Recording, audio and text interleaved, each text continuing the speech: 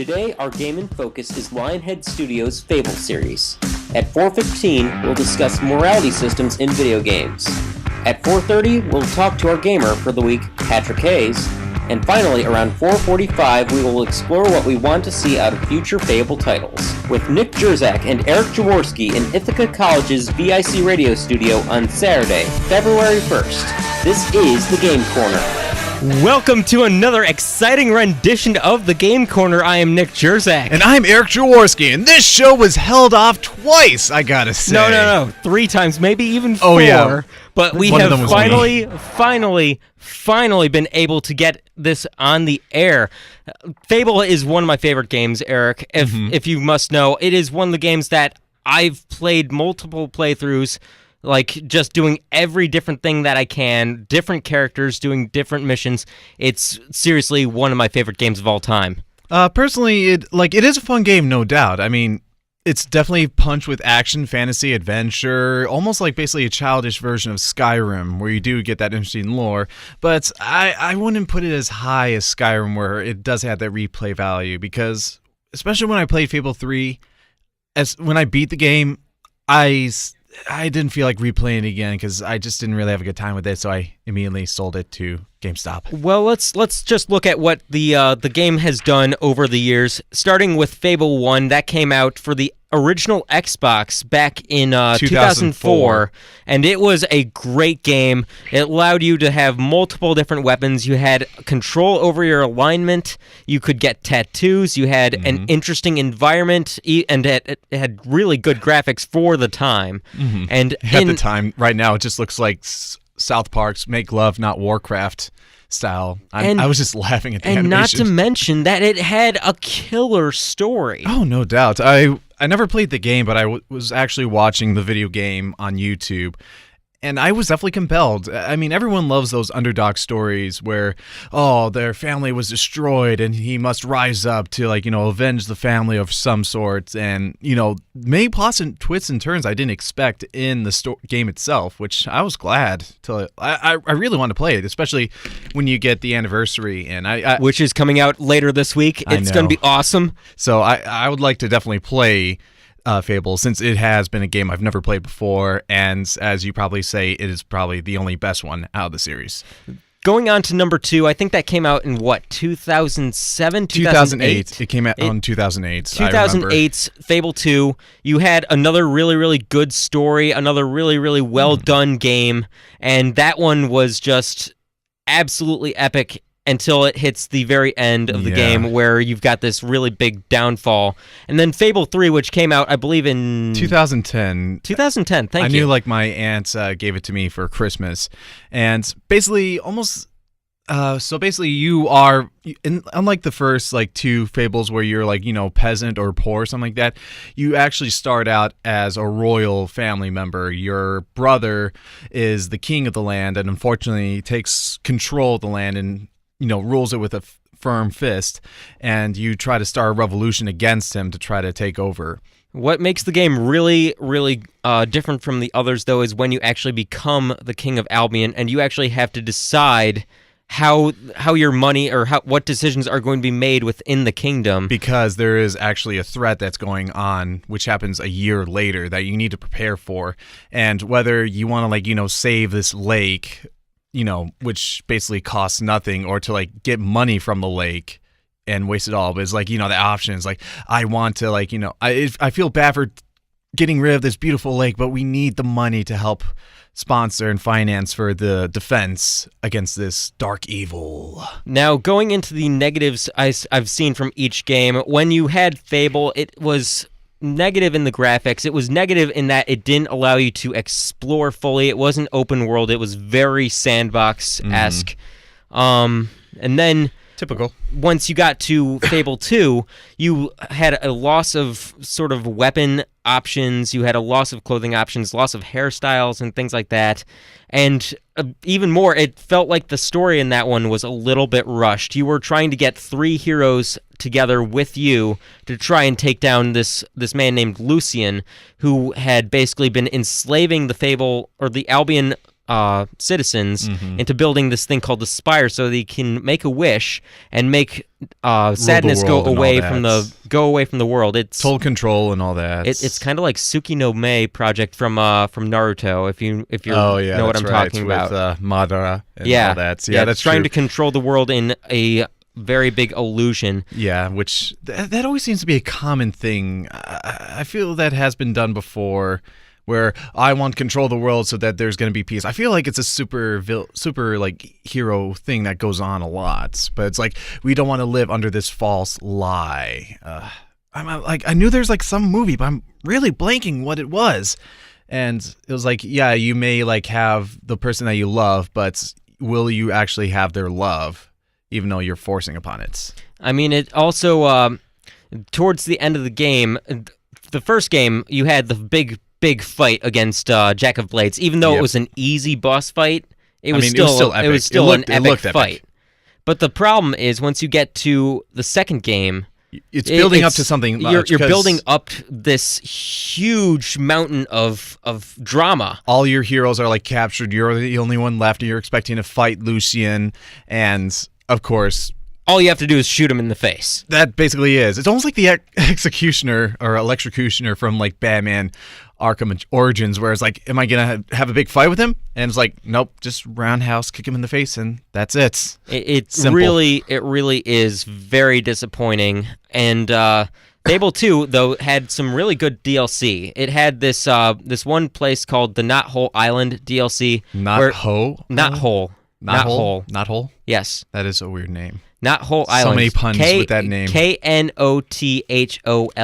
I could be making so many horrible puns right now, but I won't. Yes, please refrain, Mr. Jaworski. Anyways, continue. Because this one actually led you to the Not Hole Island, and you were there to try and fix their weather problems.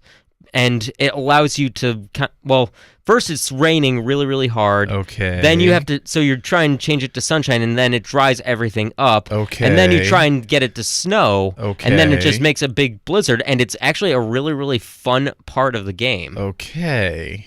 Well, weather. That's just life. Why do they need a machine for weather? I don't know exactly. Why was that needed in the first place? That weather is just normal. I mean, like, sure, in California you don't get any snow, especially in Alabama, where they're freaking out. Stop right there. We're not doing anything politically incorrect. What? How's that politically incorrect? Because it is. We can't disparage an entire part of the United States just because we think we're from Chicago.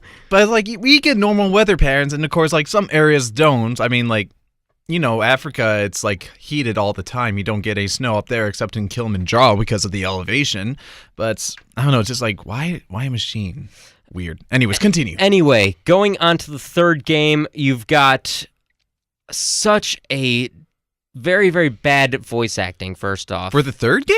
I was not impressed. I mean, there's some areas where I can understand because they got a lot of people on this. You got John Cleese as Jasper, your butler. You got Michael Fassbender as the King brother. You still have Stephen Fry. Don't forget Simon Pegg. Yeah, I'm going down the list. There's Ben Kingsley, Gandhi. There's Bernard Hill, who was Théoden in Lord of the Rings. We've got Gandhi in Fable 3. Did you read that wrong? Well, no, but I mean, Ben Kingsley played Gandhi, and that's either way. You also have Naomi Harris, who was Tia Dalma in Pirates of the Caribbean. You also have Madam Hooch, who was Teresa, who was also in the second game. There was a lot of like talented like people that were on this project. Now, I can understand with voice acting, especially coming from celebrities, that might be understandable. But they especially compare it to like Fable 1, where there was not really that many names. There's no spoken word from your hero at all. Either that. Well, I'm still talking about voice acting. Okay. But again, with the second one, you have Stephen Fry and again Madam Hooch, who are in the second one, and then it adds up to like so many celebrities. But at the same time, celebrity voices are a little bit daunting, especially for a video game, because it is difficult to voice act for a video game. But anyways, character. Well, I guess my bigger problem with the voice acting is not in the main characters themselves. I guess it comes in the form of the stupid NPCs who all look alike and all say the same exact thing. Yep, as Yahtzee mentioned, where it's just like basically clones of everything. And even there's like cluttered dialogue from what I've heard, where there's just so many conversations that are going on at the same time you can't find out who is speaking what. And especially from what I've heard, that the director, whose name I'm blanking on, but he, like, says there's so much things you could do, and like there is some beautiful stuff in the game, but it's just performed and executed poorly. Speaking of performance, the Fable 3, there were so many glitches, it wasn't even funny. It's like they didn't even do the debugging part of the production stages of that. Again, as some reviews mentioned. I mean, looking at the actual game, I really want to like the game. Yeah, it's a beautiful really game. do want to like the game. Fable 3 is very beautiful. The designs, the customization, the items, it's very beautiful. But I can't stop saying negative things about it. I mean, look at this. Look at this list that I have. The loss of the weapons that you have. You go from having like cleavers and katanas and everything else like that in the first 2 games, maces, and then for melee weapons, you are dumped down to swords, hammers and swords. And rifles and pistols. Yes, those are your only choices of weapons in that entire game. Then you get down to the whole idea of marriage and being able to marry multiple people, and that it's just unsatisfying. The sex in the game, because you can have sex in the game, is just really awkward. They black out the screen, and then you just hear really weird sounds and weird dialogue. And especially afterwards, hey, you got a bun cooking in the oven, or just like weird banter. Weird British comedy, which is definitely what I heard, where they have slapstick and the dark stuff. But yeah, that's definitely British slapstick. Speaking of that bun that's in the oven, your child doesn't even grow up. I mean, yeah, they don't grow up to like being a teenager and adult, but like I kind of like how they're like a baby in a crib, and then that time where you went to the Spire to work, and then you come back and they're more grown up. They do slightly grow up, but yeah, not to like being an adult or hardworking citizen. I do see that part. And of course, you have the stupid frickin' dog. The dog is annoying. I do not like the dog. It's just a terrible, terrible addition to this game. I mean, at certain points the dog can be helpful, like finding treasure, and yeah, I could understand the dog is annoying, but I mean, it's nice to have a companion. Actually, especially from Fable 2, where you lost your sister, you're badly crippled, and then there's this dog who is with you the entire way. I mean, it's good to have that companion. Speaking of which, Fable 2 is the one game where I really connected emotionally with everything in the game, because you had, towards the end of it, I was connecting emotionally with my sister at the beginning. First off, your sister gets killed. Yeah. Second off, the same person who killed your sister kills your family if you have one. He kills your dog. Oh, yeah. And then it leads to this ultimate ending right at the end where you have 3 choices, kind of like Mass Effect. You can allow the people who died building the Spire to come back to life. Or you can save revive your sister. You can revive your family and your dog. Or you can get just $1 million. And earn the scorn of the people of Albion forever. Weird mixed things about that. But again, like all those like arguments of how it's being dumbed down definitely compares to what we said about the Elder Scrolls, how there aren't any spears like there were in Morrowind or something like that. And as I kind of like probably mentioned back at the Elder Scrolls, where they want to dub it down so that it can reach out to multiple people. But at what expense? This has definitely gone a little bit too far, being too dumbed down and too easy. That is where at this game, that's where I draw the line. With Skyrim, it was nice. It was easy to get around, especially with being able in an open world. But with, again, a sandbox like this and not really that much customization allowed in this game, especially like you have to like buy with actual money for like dyes for black. That was like one annoying thing. Oh yeah, back in Fable 3. That is a bit annoying, and where it was just cheap, very, very cheap. Anyway, if you want to get in on the conversation with Eric Jaworski and myself, give us a tweet at VIC Game Corner. We're going to be here for the next 45 minutes. We got to take a break, though.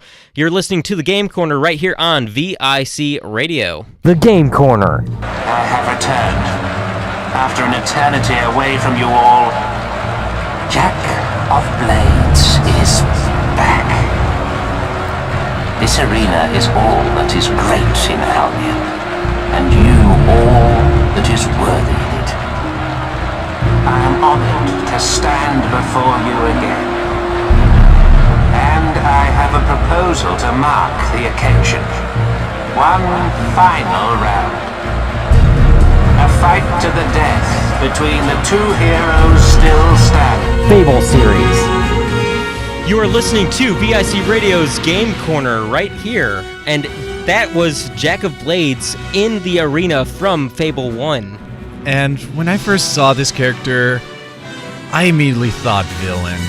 I mean, come on, he's wearing a black cloak, he's wearing like leather black and the mask. I was like, he's gonna be a villain, even though he's a hero. He's a villain, I know it. And I'm like, oh, he's a villain. I was right. Well, hero, I think, was a technical term in the game. It just meant anybody who had like these special powers of will, might, and skill.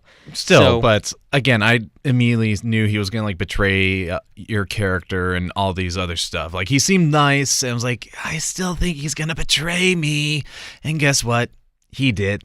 Anyway, we are getting into our up for debate for today. We have morality systems in games. What purpose do they serve? Are they actually good for us? What do you think here, Mr. Jaworski? Well, again, with video games, unlike movies or whatever, it gives players choice. And no doubt there are choices to like customizations of whatever you want, but of course, there is definitely choice on what your actions can be, whether they're good or bad. And depending on what actions can interestingly affect the plot to certain video games. And that's definitely what I see is a common thing, especially going on with a lot of video games nowadays, is to like have that element of like, you know, be a good guy or bad guy, like Star Wars, Night of the Old Republic, Mass Effect, and of course in this game. But that is actually one of the biggest criticisms for Fable, is that they give you this morality system, of course, and morals all aside. I've got my own set of morals myself. I'm sure you've got a separate set of morals yourself. We probably aren't exactly aligned on the morality spectrum here. But the thing is that when you introduce this into games, a lot of game makers are going to say, okay, you have the good path and you've got the bad path, and there's no middle path. Now, while games like Mass Effect have actually given you that middle path... Even Dragon Age gives out the middle path, too. The thing is that middle path does not give you a lot of reward for it. You can get rewarded for being good and really rewarded for being bad, but you don't get any reward from being a neutral party. Even like, this even came up with Elder Scrolls Skyrim, where you're having the talk between... the Stormcloaks and the Empire, and I was like, I really want to try to be in the middle of this, but it was just becoming way too difficult to like. It actually becomes impossible. Yeah, nearly impossible to just. No, it actually is impossible to complete the actual story of the game. You need to choose one side: the Stormcloaks or the Imperial Empire. And yeah, it's difficult to like actually make a choice, because sooner or later you're going to need to make a choice of whether to be the positive or negative, the black or the white. You can't be gray. And at the same time, I mean, trying to be in the middle, I mean, yeah, you try to abstain yourself from them, but again, you're the key character that keeps the story going, and you have to make a choice sooner or later. I think the big purpose that morality systems try to serve in gameplay is that a lot of us, as you've been saying, are gray individuals. We don't have a fully good spectrum or a fully bad spectrum, because that's all subjective to how you were raised, what you believe in, those sorts of things. But the thing is, when you've got a game like this where you can always choose the good path or always choose the bad one, that just kind of gives you a new fantasy for yourself. You don't have to be this gray person. You don't because there aren't going to be real world repercussions. No doubt. Yeah, especially I'm just trying to remember some of like those choices that happen, like whether you defeat a bandit and you have the choice of killing him or not. And I don't know, some questions go on. It's like, you know, you want to be the kind person to allow this person to live, but at the same time you worry if this bandit like might go out and kill more people, so maybe you end their life there. So it all depends on situations, because like I definitely want to try to do some good things, especially like at the end of Fable 3, where I have good intentions, but I don't want to seem like a dick, because especially with Yahtzee, he was like mentioning about where basically, you know, you're getting rid of like, you know, this lake just to get money, but again, it's like, hey, remember that there's this evil force that's coming to kill us, so please, you know, whether you want to keep the lake, but do you want to live long enough and have a short life before you're all dead. The really hard part about it, too, is that you are rewarded more for being evil than you are for being good. I don't know if this is necessarily a reflection of real life or a commentary on real life, because it feels so much better to be bad in real life than it does to be like completely virtuous. But you'll notice in the Fable games, especially when you start playing the Anniversary Edition, that you get like 30 points for killing a human being. Meanwhile, for saving a human being, you don't get any points. And usually you have to try and get good again by eating a lot of tofu. So that's in the what? Yeah, this is in the Anniversary? Tofu gives you good points.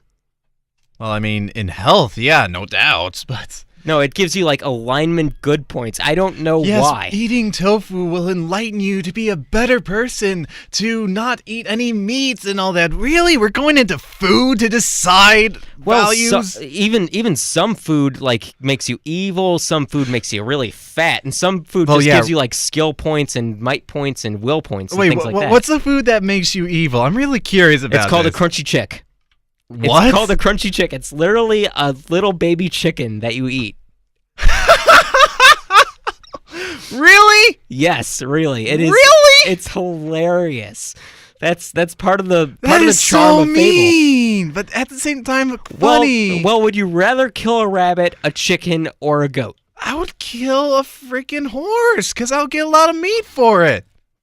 And yes, I don't care. I mean, but let the chick live, because then when you let the chick live, you'll not only be able to get eggs, but it'll also give you chicken meat. Anyway, we're kind of getting off the point of what we're trying to talk about here, which is morality systems within games. I want to continue with that whole choices, because I do remember when I played Star Wars The Old Republic, Sith Lords 2 or whatever, where, again, you either choose the light or the dark side, and the more choices you make, you actually get perks for whatever side you're on. So, like, if I'm doing more bad things, then my dark powers, like Force Lightning, Force Choke, actually become stronger by doing this.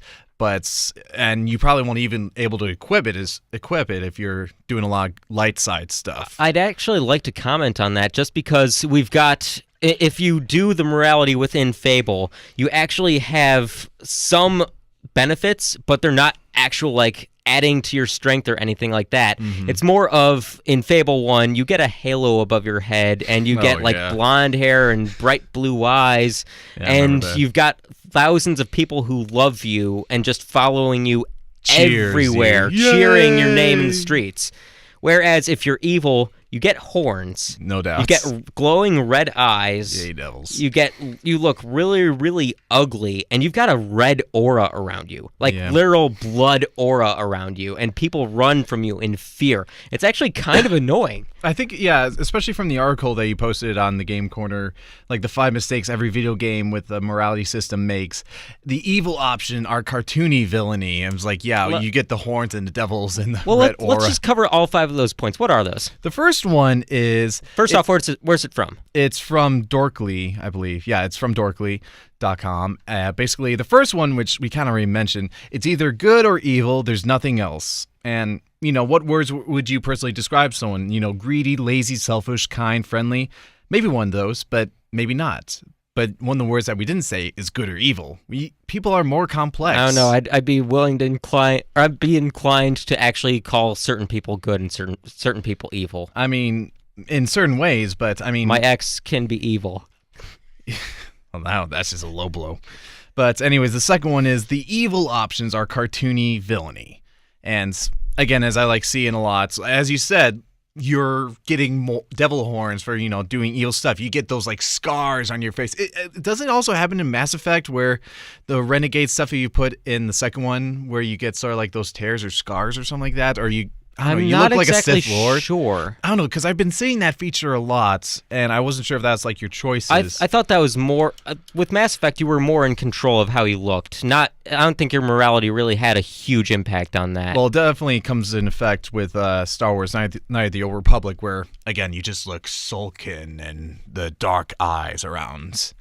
Yes, I want to look like Emperor Palpatine for the rest of my life. I'm never going to the dark side. Good, but the dark side has cookies. I don't care care if the dark side has cookies. All right, number 3. As long as it doesn't have milk, does it?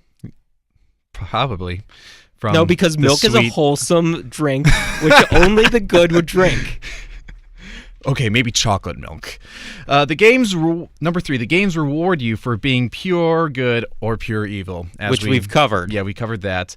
As I kind of mentioned to you this earlier, sequels reveal your decisions and have little to no consequence. So basically, as I kind of mentioned earlier to you, in Fable, you defeat Jack of Blades, and you either have the choice of getting rid of the weapon, the Sword of Aeons. Yeah, the Sword of Aeons, or you kill Teresa and gain the most heroic power ever. And save you chose. I don't know. That's what it said in the game. It was like you basically had to kill Teresa, and that's the bad side. Kill Teresa or don't kill Teresa is pretty much the option right there. Either way, but if you do choose to kill Teresa, that completely gets rid of the dark parts, especially in Fable 2 and 3, where she is a reoccurring character in there. So, I don't know, there's weird jokes that this article says where other companies should make spin-off games for the dark side or light side of whatever ending. We will talk about that later when we talk about what we want from our next Fable game, because that is going to be a huge aspect. And the 5th one is they can be easily manipulated with grinding and exploits or money. I didn't read this last part because in Fable you can actually, it's really good to get to evil, or it's easy to get to evil, but it's really hard to get to pure good. Oh. In order to get to pure good, you have to give millions of dollars to the Temple of Ava, which is the good god. As it says here in the article, that's why in games like Fable, you can have the whole town hate you for killing some dudes on the street in broad daylight, then you love as a funny guy just minutes later, a phenomenon I like to call the reverse O.J. Simpson. I don't know. That's what the article says. But yeah, I do remember how people could just easily turn to you just because you're doing some fart jokes. I mean, as what some reviewers mentioned, where you're killing people at one point, it's really dramatic, and then next you're showing off your biceps, you're dancing with men, and then you're making people fart right in front of you, and they're somehow or farting charmed. in their face if it's Fable 3. Yeah, if it's Fable 3, and I mean, good God, it's clumsy. Anyway, clumsy. if you guys have a thought about the morality system in video games, give us a tweet at VIC Game Corner. We're going to be right back here after a break with our guest, Pat Hayes. Stay tuned to VIC Radio. The Game Corner. I know what your question is. Yes, the spire had a gift for me too. The future has always whispered to me, and I have followed its sound blindly. But now I can see all possible futures. There are many threads, too many to count, yet there are moments when they all converge. Events that cannot be avoided. Futures which must be fulfilled. It is time I showed you one such future. It is many years from now. A king feels age weighing him down, and the responsibility of an entire kingdom. These are his men, loyal soldiers who would die for him. Many already have. On battlefields at home and in faraway lands, they would follow him wherever he leads. These are his people, subjects who worship him, who trust him to guide them, protect them, and govern them.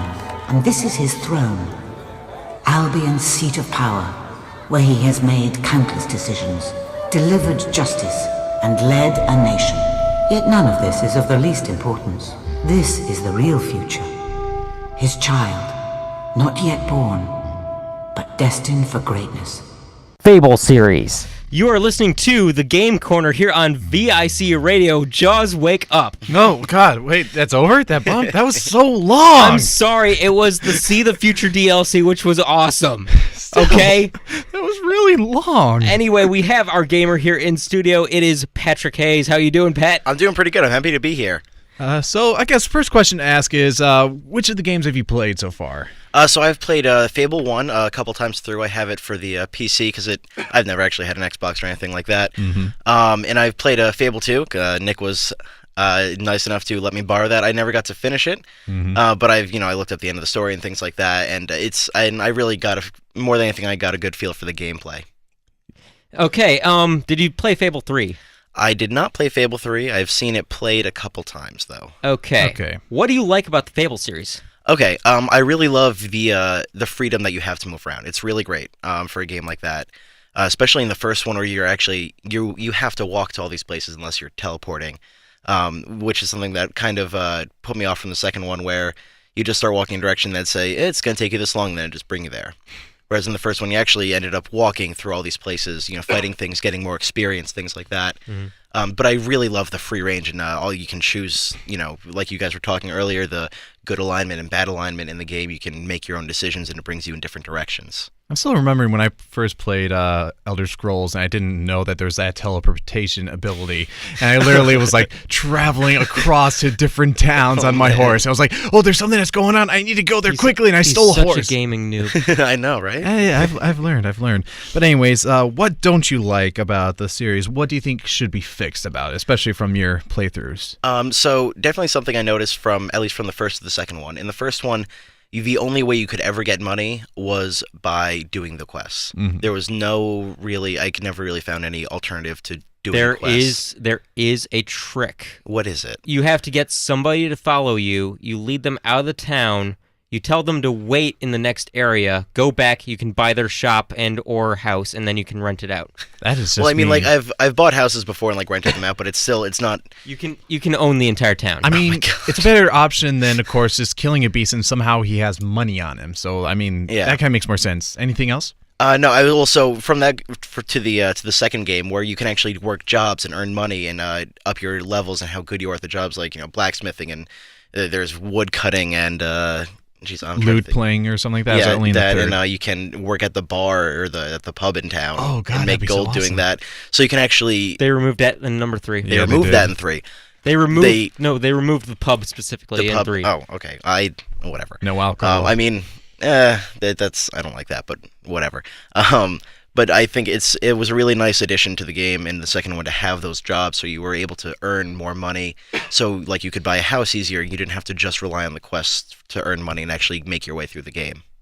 Now this is the really hard. Actually, it shouldn't be a hard choice here. But which of the Fable games was your favorite? Why do you say so? I gotta go with Fable 1.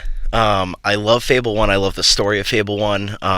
It's amazing. And I've played it through a million times. The first time I play through a game, I always do like, oh, what decision would I make in this thing? And then second time through, do all the good things. Then third time through, do all the bad things. You're invited later on this week because Fable Anniversary will be coming out, and I have a copy reserved. It's going to be coming in the mail. So. Oh my God! Yes. Please. Yes. But yeah, constants and variables. Anyway. So, okay, yeah, I still need I need to play the first one. What kind of character did you have? Did you try to be evil or good? Or what weapon choices? Let's just talk about your first choice. Like, you pick up a game and your first run of it. What would you choose? First run of it, I usually try and go through making the decisions that I would try and make in that place, which usually lean towards the good alignment.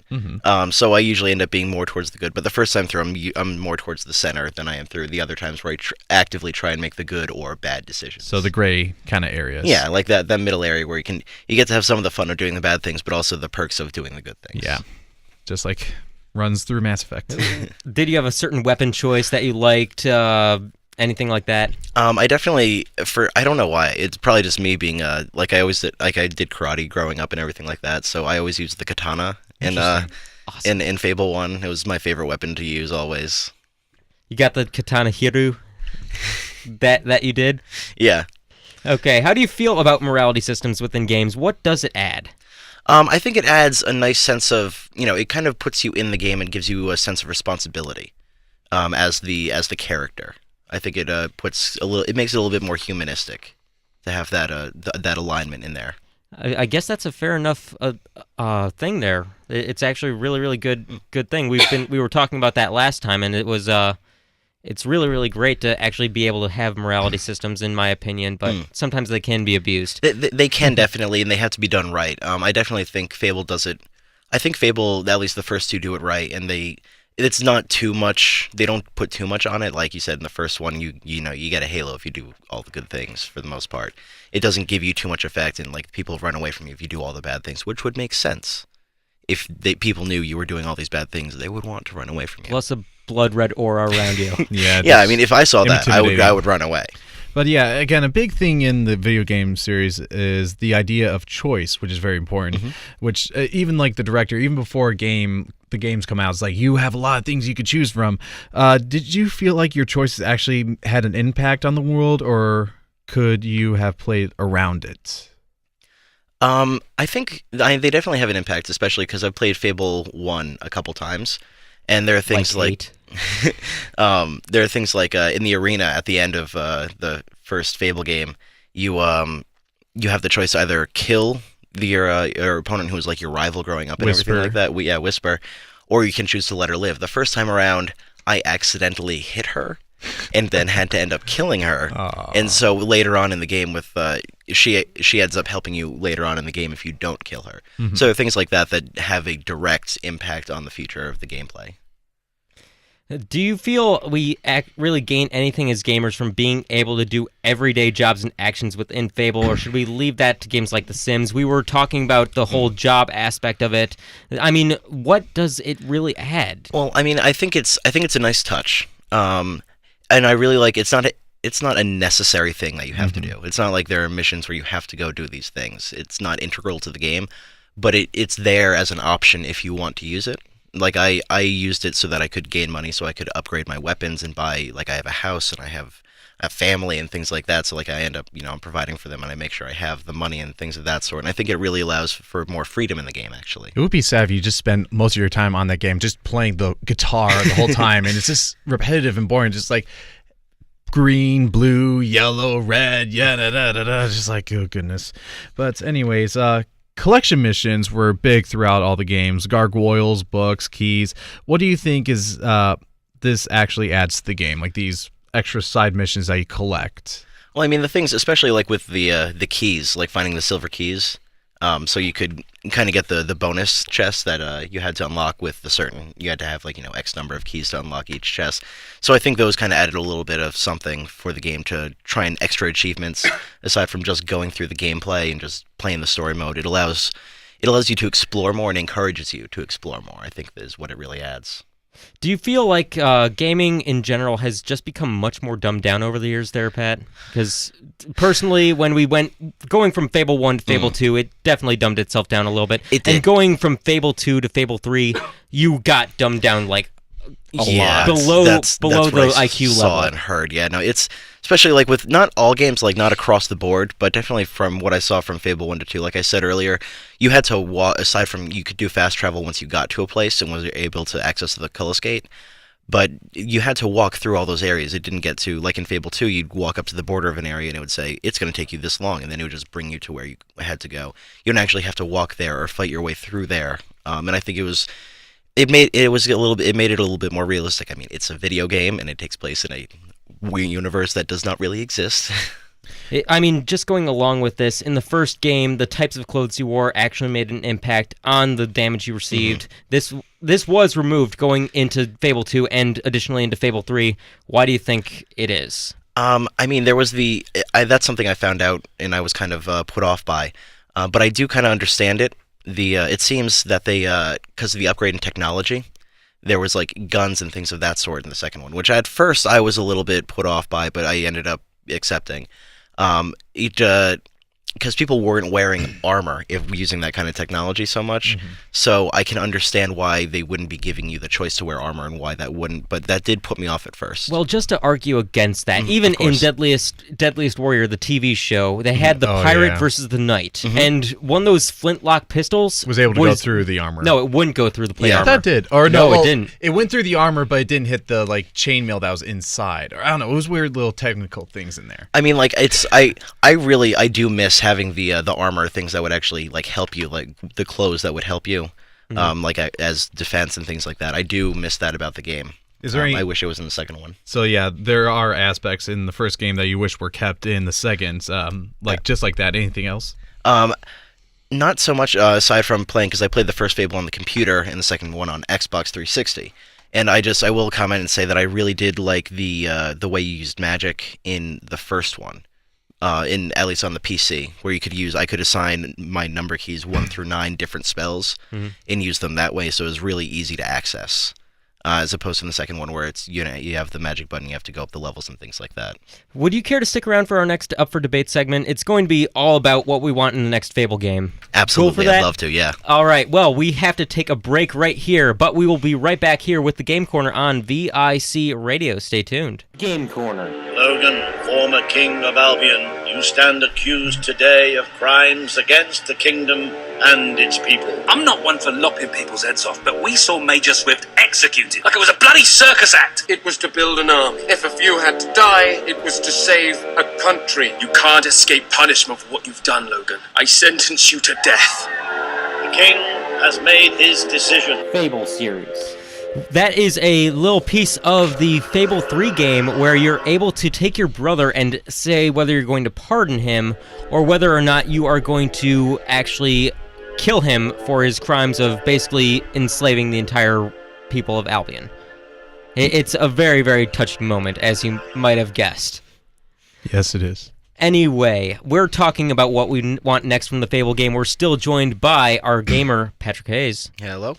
And Pat, we've been looking at a new game coming out. It is going to be called Fable Legends out on the Xbox One, and this one is going to be more like dungeoneering sort of game. Yeah. It's going to take Dungeons and place Dragons. 100 years before the original Fable game actually happened. So you've got all of these heroes out there, and it's one of the only ones where you are able to take the role of the villain. Wow. Okay, I didn't know that part. I did know that it took place before the first Fable game, which I really, really like the idea of that. The only thing is that they're going to be cutting out a lot of those pieces, guys. The little everyday life sort of pieces. They might take out the idea of marriage and having kids and jobs and things like that, in favor of you going out and exploring the world and exploring these various caves and things like that.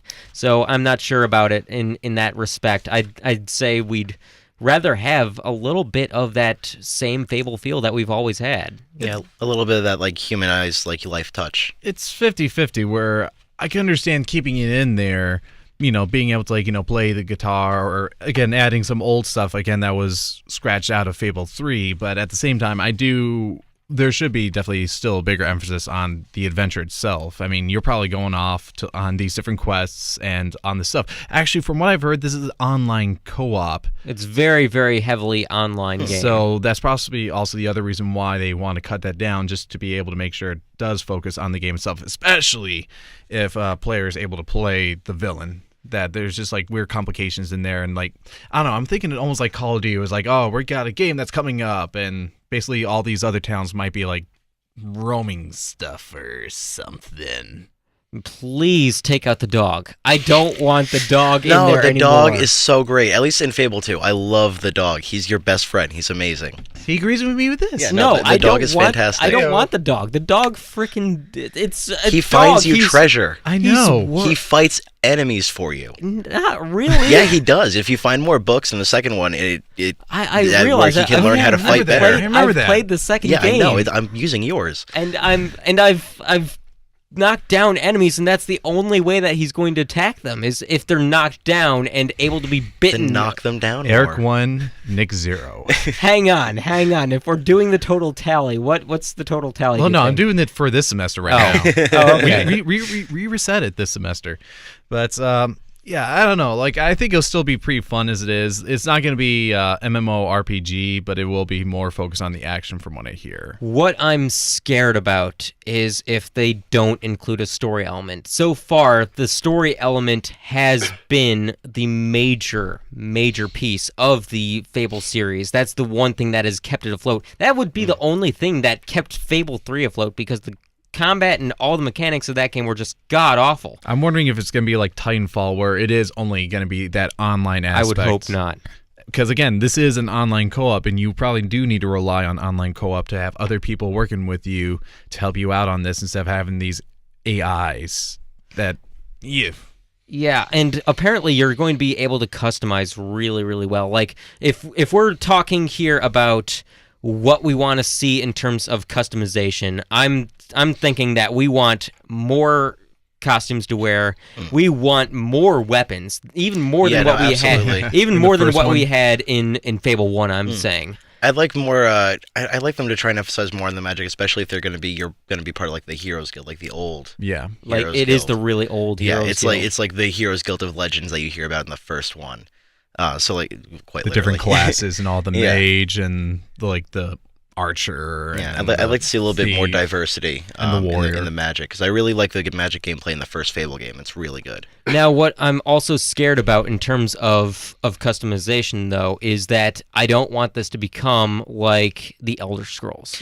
Yeah, no, it doesn't matter, what shade hair you have. Like it's that things like that to me aren't really that important. The customization of the person's physical appearance, while cool, at the same time, it doesn't really add much for me. I think they'll just add packs where it's like, okay, you have the slender type, you got the average type, kind of like just a regular sort of like different little designs or sets that's already made for those, and the different types of hairs, not like, detailed of like, how long is it going to be? I just don't want it to be like, here you go, pick like 5 skills from here and level it up and level up your character that way. I don't want that. That's been a key thing in the Fable series that I've loved about it, is that we're not focusing on a character's level or anything like that. That's really, really important to me. Yeah. I'm wondering if you got, your set character ability, so it's like, I don't know, you could choose one of these 4 characters and, okay, I want to be the mage this time, and they have their perks and their abilities, while, like, you could choose the warrior. So you got your different classes, and you could choose a different one for each game or each match that you want to do. Because there are games that offer that option of customization for a certain character. Even Assassin's Creed Black Flag, when I was playing the online, you're able to not only customize, what your character wears, like adding like a small compass or whatever, but again, certain like loadouts, like whether they put on the disguise or throw change out, and you could change these loadouts like before a match. Now, what I found was also really interesting that will be included in Fable Legends is this idea of strategy game. Now, you're going to have these heroes who are going to be scattered across a map trying to get through everything. Meanwhile, if you're playing the villain character, you're going to say, okay, Balverines pop up right here and ambush them. You can even say which Balverine is going to attack who, and that is going to be a very, very fun aspect of the game. I like the fact that they're kind of giving it this Dungeons and Dragons almost feel to it. Yeah. Where like the narrator, the headmaster is like the controller of everything. I heard that the game's going to be using a lot of Xbox glass, which kind of makes sense, especially if you're going to be the villain to like plot out where exactly these enemies are going to attack, or orc here, troll there. Oh god, now I do sound like Dungeons and Dragons. Now it's also going to be key in my book to actually also keep the lore pieces of everything in there as well. I don't want to lose the demon doors. I don't want to lose anything those like really that. they add a really nice touch to the games. And some of the extra things in the gameplay that just kind of really make it the Albion that we know and that we enjoy in the other Fable games. Here's an interesting question. What weapon would you add to the normal slates of like sword, katana, cleaver, mace, all those weapons? What weapon would you include? That is a really good question, actually. A lance, I guess. A lance. That could be a good thing. It's basically almost like a spear, but a sword attached to the tip. Yeah, Just the tip. that would be interesting. Yeah, lance. Or even a spear, javelin kind of thing, another ranged weapon, especially for if it's going back, before the first Fable game, and timeline-wise. In the trailer, I think I sent that to you a couple months ago because we've been trying to do this. We've been trying to do this show for a long time. Oh yeah, and from Quidditch matches to basketball games. and breaks. it's been really bad. But in the trailer that I sent you, they actually had throwing knives, which I thought was interesting. I forgot about. Oh my god, that's right.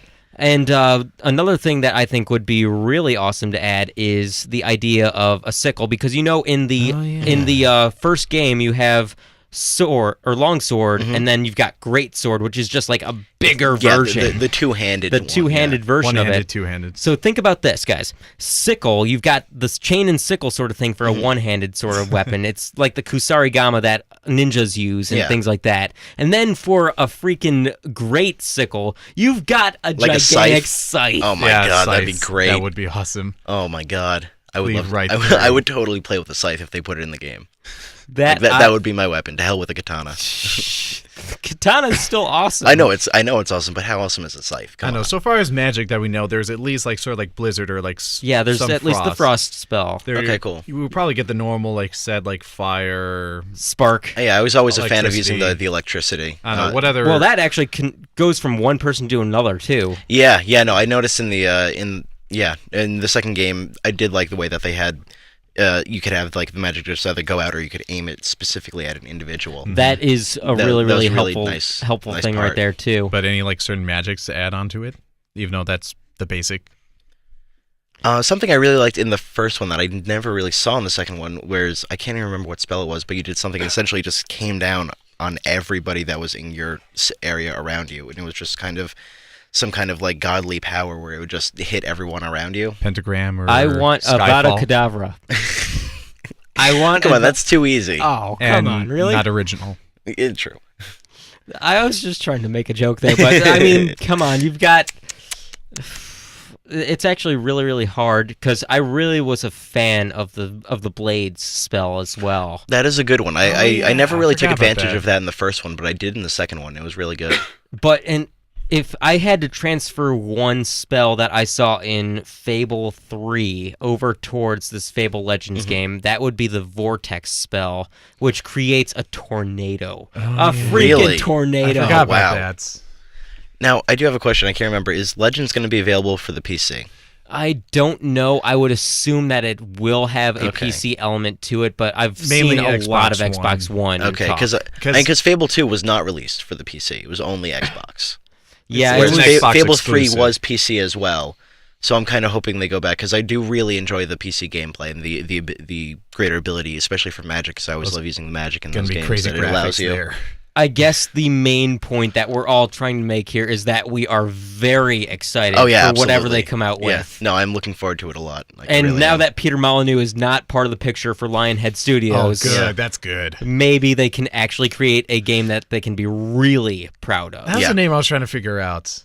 What, Peter Molyneux? Yeah, I was like the director guy who made all these promises of this is going to be a great game with so many choices and actually poorly designed, executed. So Peter Molyneux. Okay, well, yeah, he's Yep. he was the figurehead of Lionhead for a while, and he did good with the Fable game, in my opinion. Yeah. But then he tried to make a lot of promises with Fable 1 or Fable 2, and especially Fable 3. Oh my God, he failed there. Yeah. So, anyway, we are going to have to get going in a couple of minutes here. We're going to be letting News Saturday on with Stephen Brasley. If I recall, Stephen Brasley will be on next week when we talk about Bioshock. It's going to be exciting, especially our last section, all about the meta messages it has. I'll send you later. Thank you very much for being on the show with us, Pat. Thank you for having me. And thank you to everybody who is part of the station, especially Chris Wheatley, the manager of TV and radio operations here at Ithaca College, our talented talent coordinators, Pat Hayes and David Sperling, and, of course, everybody else who was in the production. Eric, thank you for being my co-host. As again, always. As always.